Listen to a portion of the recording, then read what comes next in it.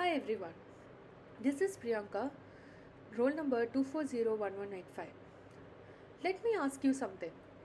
Have you ever sat in traffic for hours or experienced a power cut in the middle of something important and thought, why does this still happen? Well, that's because of something we often overlook: India's infrastructure deficit. Infrastructure deficit refers to the gap between the infrastructure we need to support our economy and society and what we currently have. It is not just about roads and buildings. It includes transport networks, electricity, clean water, sanitation, and digital connectivity.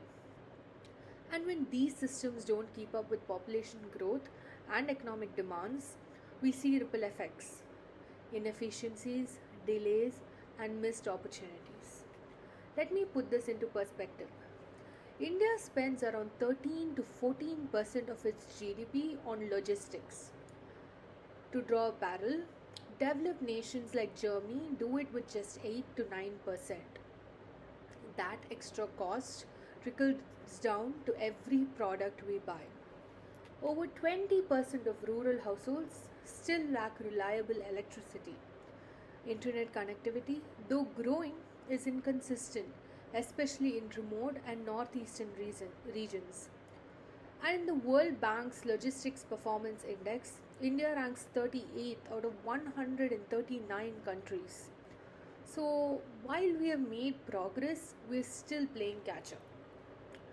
This deficit affects everything from small businesses to students.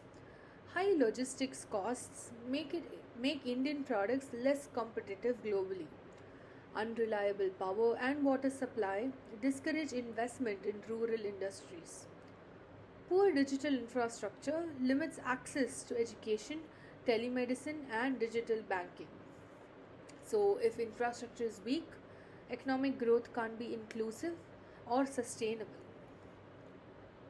Back in 1950s, post-independence India built massive projects like the Bakranagal Dam and rapidly expanded Indian railways.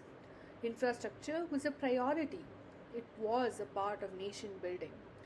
But over the decades, delays and funding issues fragmented planning and slowed down things.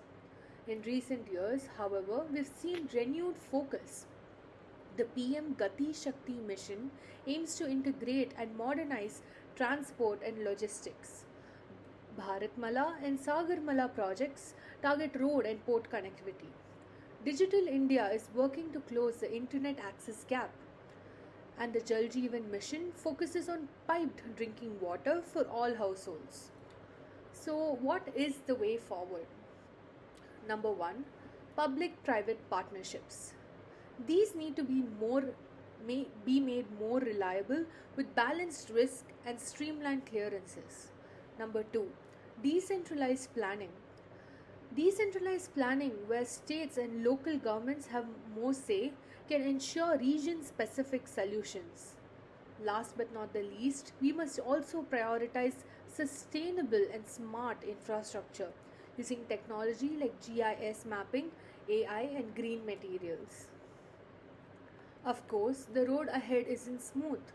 We still face land acquisition challenges, environmental clearance delays, lack of interagency coordination, and yes, corruption and inefficiencies at ground level. These aren't easy to solve, but ignoring them isn't an option either. India has ambition, India has talent. Now we need the execution. Infrastructure isn't just about cement and steel, it's about unlocking human potential. It's a bridge between a developing country and a developed one. Because if we want to build a better India, we have to start with what we are building it on. Thank you.